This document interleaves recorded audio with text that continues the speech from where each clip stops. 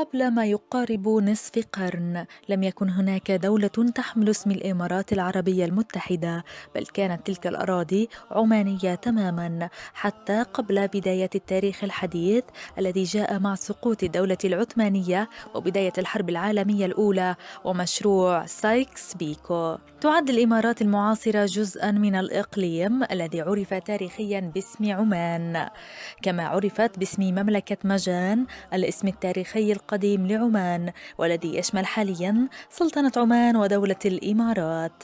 ويعتبر المؤرخون أن الإمارات المتشكلة من اتحاد فيما بينها بعرف التاريخ المعاصر تدخل في إطار التاريخ العماني، خصوصا أنه كان يطلق عليها قبل ميلادها اسم مشيخات الساحل العماني.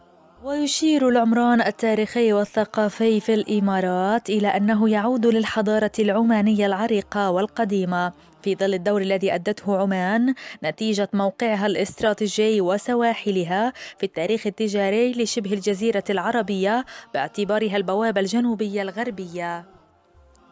وبالنظر إلى الخريطة يلاحظ أن هذه الإمارات تقع على ضلعي مثلث تلاقي قمته مضيق هرمز، وبها توجد مدينة خصب وتابعة لسلطنة مسقط سلطنة عمان بعد عام 1970، وتقع رأس الخيمة والشارقة ودبي وأبو ظبي وعجمان وأم القوين على الضلع الغربي للمثلث. كان لتحرير عمان من الاستعمار البرتغالي سبباً في حدوث الاستقرار وبسط يد الأمان في ربوعها ومناطق الخليج العربي المختلفة، إلا أن الصراعات التي نشبت في أواخر عهد اليعاربة أدت إلى بروز عدة تحالفات بين قبائل عمان. هذه التحالفات وصل تأثيرها حتى إلى ساحل عمان الشمالي الذي أدى إلى تحالف مع الفرعين الرئيسيين الهناوي والغافري. في ساحل عمان برزت قوتان سياسيتان جديدتان. القوى الأولى بحرية تتألف من حلف من القبائل يتزعمه القواسم ومقرهم رأس الخيمة، الذي أقلقوا الأسطول البريطاني وخاضوا ضدهم معارك عنيفة في مناطق نفوذهم على الساحل العماني. ولم يكتفي القواسم بذلك، بل أقلقوا الأسطول البريطاني وهاجموه في البحر الأحمر وسواحل الهند وأفريقيا. أما القوة الثانية فهي تحالف قبلي بري، وهو تحالف بني ياس وحلفائهم، وكان يتزعمهم قبيلة آل بوفلاح ويمتد نفوذهم حتى خور العديد.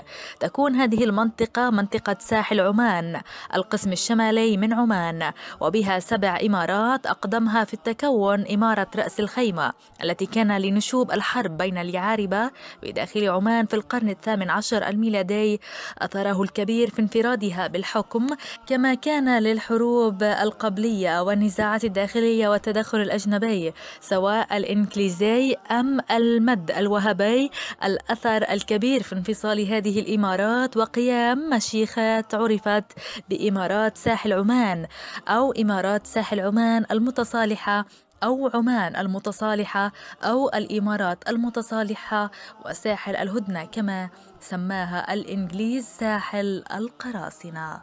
إن تاريخ المنطقة التي تعرف اليوم باسم عمان المتصالحة لا نكاد نعرف عنه شيئا قبل منتصف القرن الثامن عشر. إن تاريخ ساحل عمان هو جزء مكمل لتاريخ الوطن العماني ومكتمل به.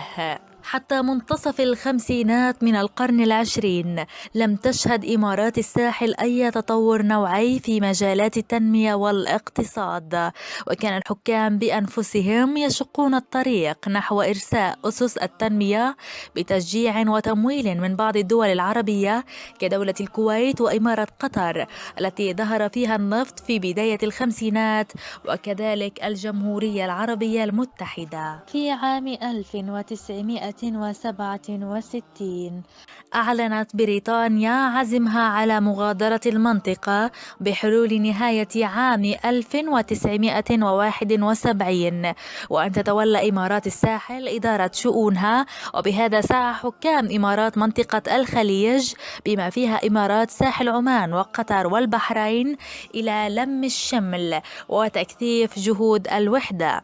وفي 2 ديسمبر عام 1967 1971 أعلن قيام دولة الإمارات العربية المتحدة اتحاداً كونفدرالياً يضم إمارات أبو ظبي ودبي والشارقة وعجمان وأم القوين، وتخلف عن ركب الدولة الاتحادية البحرين وقطر ورأس الخيمة التي انضمت إلى ركب الاتحاد في 10 فبراير عام 1972.